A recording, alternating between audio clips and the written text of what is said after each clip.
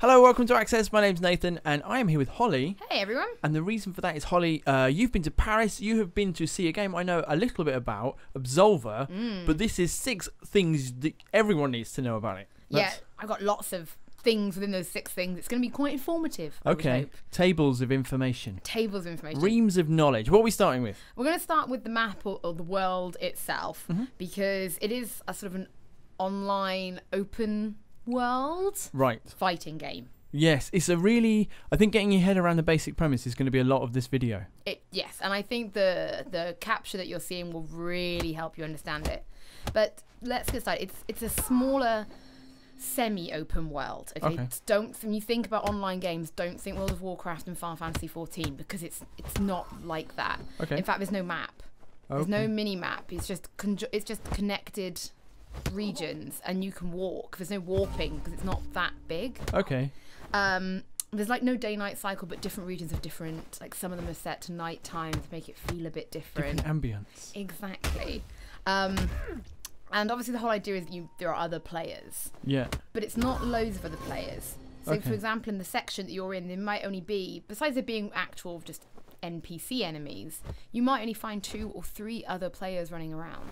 Okay. It's not, again, don't think Final Fantasy 14 and World of Warcraft. Bring it in. It's a more personal experience. So it's kind of a smaller... I guess this is what the term sandbox was made for. It's like a cut-out bit of geography, but for the purposes of this specific game. Yeah, and it works lovely, and I think it's absolutely beautiful. Looking at the art style, it's fantastic. Yeah. But I think it's really important to get into people's heads that, you're not going to come into like the world and then there's not going to be like 50 odd people running past you and dancing in their underwear like you might find in online games. Right.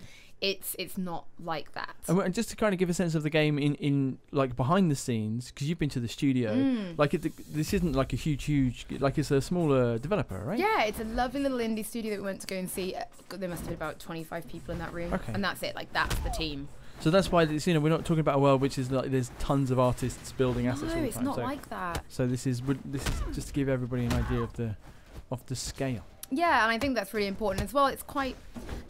The idea is that the city you're in you're in a city, but it was like in ruins basically, and you're trying to discover why. It's all about the quest to become an Absolver.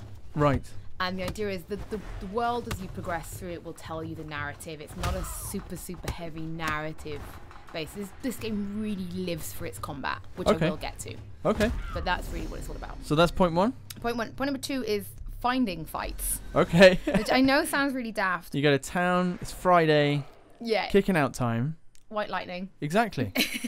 No, for this one, so you'll have other players who you can combat with, and you'll actually have NPCs who you can start battle with.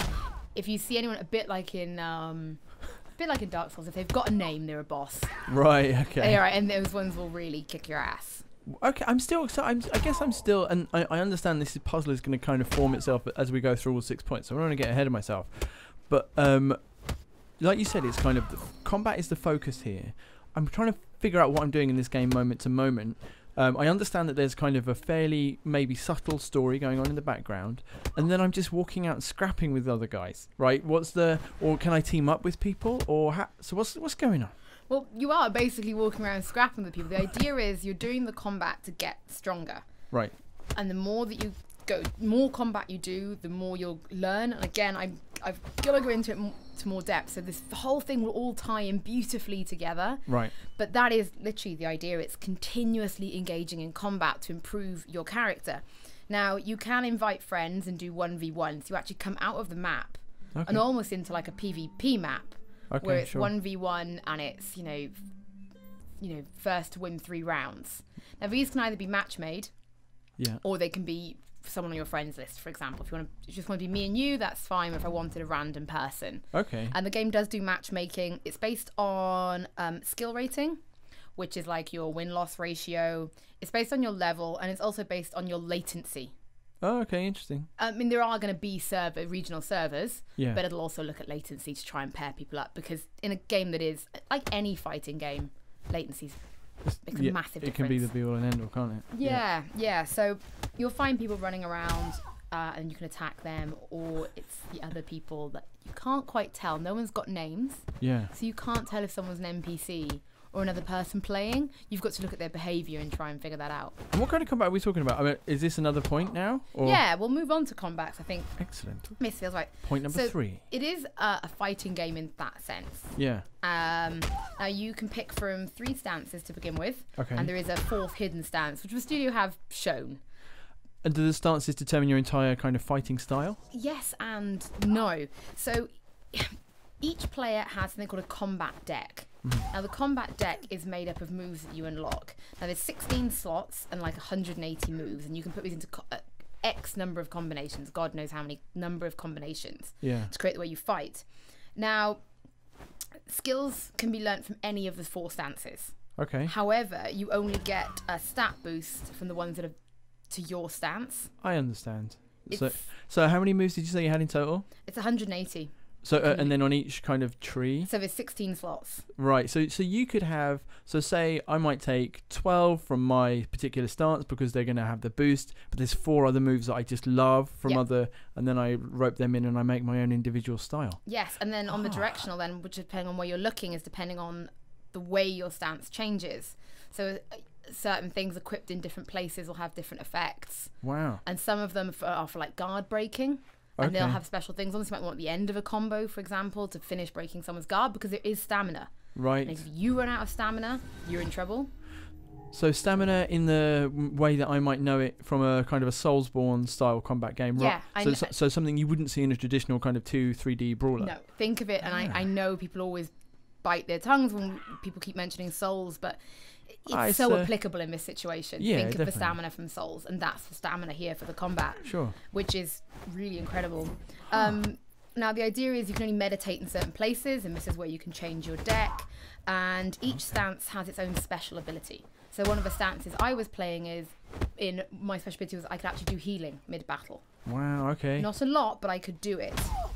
You can also pick up weapons. Yeah. And if you pick up a weapon, that changes your combat deck. Wow. So how many decks what's the most number of decks that you might need? Just 2 or you could one for each just weapon? You'll have one for each, whatever it is you want. But how you edit them is completely up to you. And you can continuously change them as you unlock moves. And I can see why, I think, might be getting ahead of myself, but I can see why they might be called combat decks, because you're literally putting them together, and that means that you're going to be able to, people aren't going to know what you've got, and you're going to be able to surprise people with different moves. So in that way, it will play out, I guess, like a card fighting game. Yeah, but with this one, they're being really, really clever about it. Like, you can feint attacks. The person playing is your friend, and they think they know your deck. You can start a move, cancel that move, and then go into another move really quickly, and it actually feints out as you're fighting, just to try and confuse the player. I've not seen any of the gameplay that you've brought back either at this point, so I'm still trying to imagine what this looks like. It looks incredible. Obviously, people are going to be seeing it now. And there's no spamming. Don't try button bashing. Right. Because, again, not only will you run out of stamina, but the combos won't connect. So as soon as you do a move, there is that split second where you'll then flash gold. Okay. And then that's when you do your next follow attack. You don't just hit there and spam. That's not going to work. It's very clever, very strategic, despite being quite fast-paced. Yeah, it sounds deep as all hell. It'd be great to see what, like as soon as this thing gets into the hands of many players, really interesting things kind of come out of these things. It's amazing. So you get little shards as well, and you'll see them circling the player. And these shards fill up, and that's how you use your special attacks. And also, if you want to, for example, draw a sword in battle, drawing a large sword takes 3 shards. Oh, gotcha. Okay. Oh, man. There's a lot to this. It's very... This is all point 3? Yeah, I'm sorry, but we will move on. But we'll move on to point 4, which is how you learn new moves. Okay. Now, you learn new moves through 2 ways. One, I'll explain on another point, but this one is by seeing them. Right, so that they grow. Exactly. So What? an enemy comes to attack you. Oh, by seeing someone do it. And so let's they say don't that actually enemy grow. has Like, an elbow drop. right. Now, let's say they use their elbow drop on you 30 times.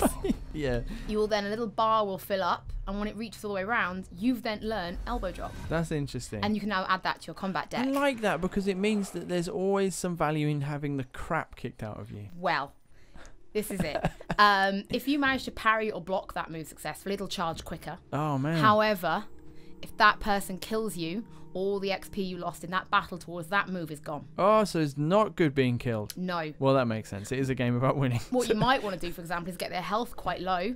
Right. And then literally bait them to keep using that punch move. Me in the face. And then punch me. Now I can punch your face. Now you block it, and then you go after them again. You've really got to think about it. You don't lose all the XP gathered, just the one from that particular battle. Yeah. Okay, that's smart. I like that system, and that's for how this. We were talking about scores of different moves. Oh, this is interesting. Dying a lot is part of the game. It's a very, you die, you come back very quickly. There's little, like, not save points, but like checkpoints all over the world. And you'll literally just be reborn at the last checkpoint that you crossed. Interesting. So is that point? So, and what's the other way that you learn stuff? We're on to point 5? Yes. So point 5, we're going to get something called clans. So the school system. This is another way you can learn moves. So you can create your own school, your own clan. Yeah. And it's all based on your combat deck. Now, if someone runs up to you, they can request to join your clan, and if you accept, they then have access to your combat deck and the moves in it, even if they've not learnt them the hard way. Oh, wow. Do they keep them if they leave? No. Right. You only have access to those moves so long as you're in that school. But that's an interesting, because the dynamic I imagine will be, if you're learning it by being punched in the face or having the move done to you, that's going to take ages, and discoverability is going to be really hard because you don't know what's even out there. Yeah. But then if you're able to just go up to someone who's got like a really kick-ass deck already, you can at least try those moves. Do you know what I mean? And then maybe go to a different friend and try his moves, and then at least know what you're looking for. Maybe ask them to punch you in the face a bunch of times so you learn the move. Exactly. But you can only be in one school at a time, and you've got to find a member of that school running around the world to join it. Right. You can't just find it on a list and pick it and be like, I'm going to join this world. What? Okay, cool. And then, what's our last point then? What's point number 6? Gear and loot. Right, of course. What's the point if there's no gear and loot? So these can either be found in the world, like you'll find little piles and they're all glittering, and if you go up to investigate, you can find some loot. It can be armor. It can be very disposable weapons as well. Okay. Because weapons do break. They can drop from enemies. But the equipment does impact your stats. So weight, for example, has an effect on stamina. Okay, that makes sense. It just makes sense. And some scale better as well, depending on where you've assigned your points. Yep. Depends on certain items will scale better for you. Sure. Which is always really important. More efficient if you like dexterity or strength or whatever. Exactly. And then some of it's just for aesthetic. Nice. Just to look really cool. Now, bits that you find, there's no dies in the game. Okay. It's all RNG. So if you want the red mask, you've got to keep grinding to get the red mask. Right. However, they have told me not only is 3v3 combat coming, but they are working on a trade system for the game as well. Okay, that is interesting. Yeah, so that should be able to help. Colour coordination coming right up with the trade system. If you're going to spend all your time being a badass at this game, you want everyone to know that you're a badass at this game. True. Yeah, and my trade system was like the last point for that one. But yeah, you want to look cool, Nathan. Hollie, thanks very much for talking to us about Absolver, which is I hope you guys have enjoyed it watching this video. If you want us to kind of find out more on it and give you kind of more updates as we inch towards its release, then just let us know in the comments and subscribe to Access because we have got loads more coming up.